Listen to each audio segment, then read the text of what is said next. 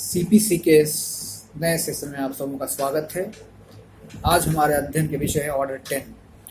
Order 10 की जरूरत क्यों पड़ती है या इसका प्रावधान क्यों दिया गया है?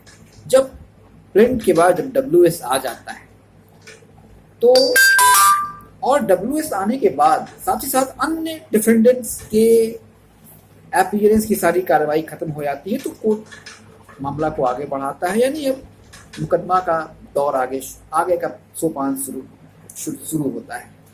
तो आगे के सोपान में जाने के पहले सबसे पहले एक नया चीज जोड़ा गया है जो बहुत महत्वपूर्ण है, जिसकी चर्चा सेक्शन 89 में की गई है विस्तृत तौर पर।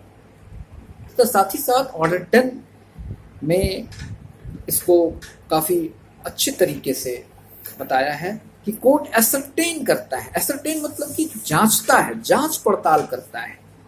जो ऑर्डर 10 का रूल 1 है, साथ साथ रूल 2 है, इसकी प्रक्रिया की जाती है।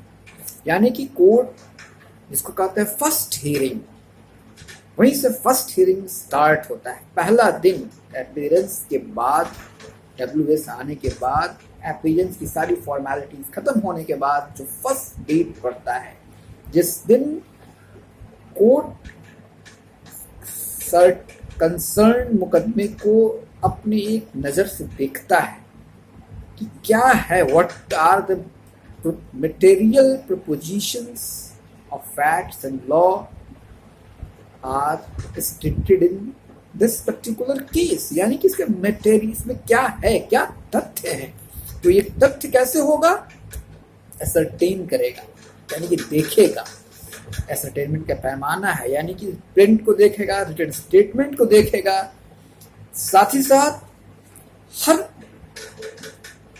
डिफेंडेंट, प्लेंटिफ के पक्ष के वकील साहब, डिफेंडेंट के हर, अगर कई सेट में डिफेंडेंट हैं, कई सेट के डिफेंडेंट के साथ, के अधिवक्ताओं के साथ बैठ के वो ये देखने का प्रयास करेगा, खासकर उनको ना भी बुलाएगा तो किस किस पॉइंट पर डिफेंडेंट ने एडमिट किया है, किस किस पॉइंट पर एडमिशन है, किस किस पॉइंट पर डिनायल है, यह देखने का प्रयास करेगा। जिस दिन वो पहली पेशी जो होती है, that is called first hearing of the suit. और इसी फर्स्ट हियरिंग के दिन कोर्ट ओरल एग्जामिनेशन भी करता है। ऑर्डर 10 का रूल 1 जो है 1E BC है। इसके अलावा रूल 2 भी है जो ओरल एग्जामिनेशन पार्टीज करता है, यानी कि पार्टीज को बुलाया जाता है और उनसे बात की जाती है कि क्या आपका दिक्कत है। एक एक पार्टी को बुलाता है, प्रिंटिंग को बुलाता है, डिफेंडेंट्स को बुलाता है और एक एक चीज पूछता है कि आपकी क्या दिक्कत है, क्या आपका ग्रीवांसेस है। और इसको कहते हैं ओरल एग्जामिनेशन, जो रूल 2 में लिखा हुआ है। और तब उसमें से एक निचोड़ निकालता है कि कहाँ पे पार्टीज एग्री हो रहे हैं और कहाँ डिसएग्री हो रहे हैं, क्या डिसएग्रीमेंट का पॉइंट है, कहाँ वो उनमें मतभेद है, कहाँ उन लोगों में एक मतैक्य है, कहाँ मतैक्य नहीं है। इन सब बातों का सेटलमेंट करने के बाद उनको एक महत्वपूर्ण फॉर्मूला है आजकल का ADR, ऑल्टरनेटिव डिस्प्यूट रिड्रेसल, यानी कि वैकल्पिक तरीके से आप आइए और मुकदमों का समाधान कीजिए, न्यायालय के बाहर जाके मुकदमों का समाधान कीजिए बैठ के। और उसका एक तरीका है, आजकल बहुत ज्यादा जोर इस पर दिया जा रहा है और ये बहुत हद तक सफल भी हुआ है। इसको कहते हैं ऑल्टरनेटिव डिस्प्यूट रिड्रेसल, यानी कि मटेरियल प्रोपोजिशंस ऑफ लॉ को सर्टेन कर लेने के बाद जब कोर्ट ये देखते हैं कि नहीं, इसमें कुछ कॉम्प्रोमाइज की गुंजाइश है, यानी तब इशू फ्रेम करने के पहले, प्रॉपर इशू फ्रेम करने के पहले की प्रक्रिया तो कहेगा कि नहीं, इसमें तो समाधान की एकदम गुंजाइश, बस थोड़ा बहुत है, इसको बैठ के किया जा सकता है।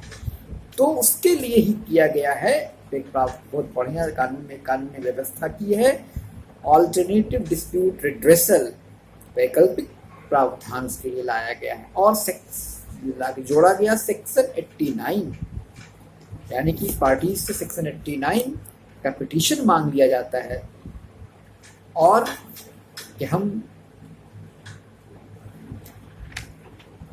पहले तो ऑल्टरनेटिव डिस्प्यूट रिड्रेसल में भेजा जाता है और सेक्शन 80 वो प्रावधान किया गया है सेक्शन 89 में। ऑल्टरनेटिव डिस्प्यूट रिड्रेसल है क्या? ऑल्टरनेटिव डिस्प्यूट रिड्रेसल है जो सेक्शन 89 में प्रावधान किया गया है और इसकी व्यवस्था की गई है 1999 और 2002 के संशोधनों के द्वारा। ये बहुत महत्वपूर्ण संशोधन है।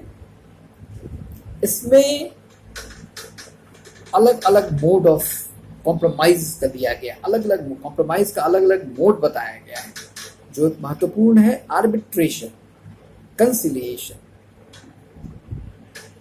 जुडिशियल सेटलमेंट थ्रू लोक अदालत, मेडिएशन।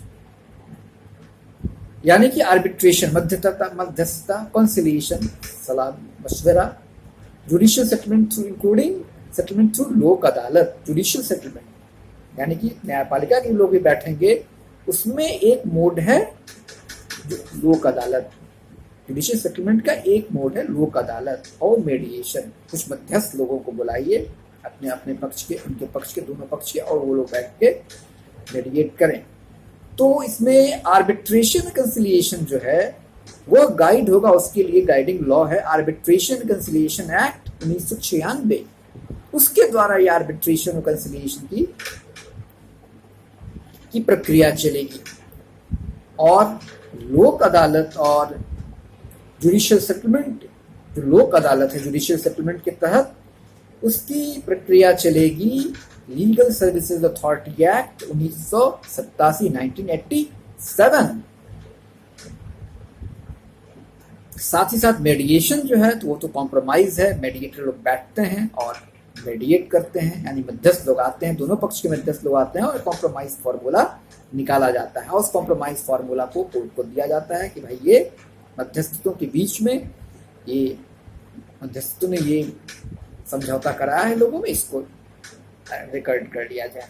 और कोर्ट वहाँ पे सबको बुलाता है, विटनेसेस को बुलाता है और गवाही लेने की प्रक्रिया प्रारंभ होती है और बाद में कॉम्प्रोमाइज एडमिट कर लिया जाता है। तो ये है ऑल्टरनेटिव डिस्प्यूट रिड्रेसल, यानी कि ऑर्डर 10 की प्रक्रिया। ऑर्डर 10 की प्रक्रिया पूरी कर ली जाएगी। यहाँ एक बहुत बढ़िया तरीके से देखिए जो उन्होंने दिया है ऑर्डर 10 रूल 1A में, direction of the court to opt for any mode of alternative dispute redressal. इसका पहला देखिए, पहले 1 देख लीजिए। ascertainment whether allegation in pleading are admitted or denied. At the first hearing of the suit, the court shall ascertain from each party or his pleader whether he admits or denies such allegations, fact as are made in the plain or written statement of the opposite party and as are not expressly or by necessary implication admitted or denied by the party against whom they are made. The court shall record such admissions and denials. मैंने पहले बताया। 1A देखिए, direction of the court to opt for any mode of alternative dispute redressal resolution. After recording the admissions and denials, the court shall direct the parties to the suit to opt either mode of settlement outside the court as is specified in section 1 of section 89, जो मैंने अभी तुरंत चर्चा की। Alternate तरीका बताया गया, अलग अलग 5 तरीका। On the option of the party, the court shall fix the date of appearance before such forum or authority as may be opted by the parties. और उनको वो जो तरीका बताया गया है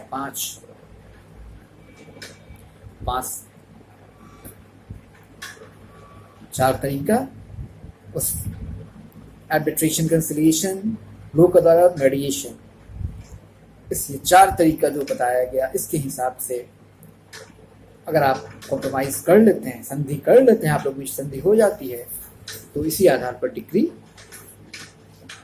ड्रॉन अप हो जाएगी, डिक्री बन जाएगी और आपको कोर्ट में मुकदमा नहीं लड़ना पड़ेगा। ये एक बहुत अच्छा संशोधन, एक क्रांतिकारी संशोधन है और बहुत हद तक इसमें न्यायपालिका का भार कम होने की गुंजाइश है। लेकिन अभी बहुत कुछ किया जाना शेष है। तो आज का अध्ययन का विषय हमारा ऑर्डर 10 और सेक्शन 89 था। आगे फिर दूसरे सेशन में हम लोग दूसरे महत्वपूर्ण सेक्शंस और ऑर्डर्स का अध्ययन करेंगे। तब तक के लिए धन्यवाद।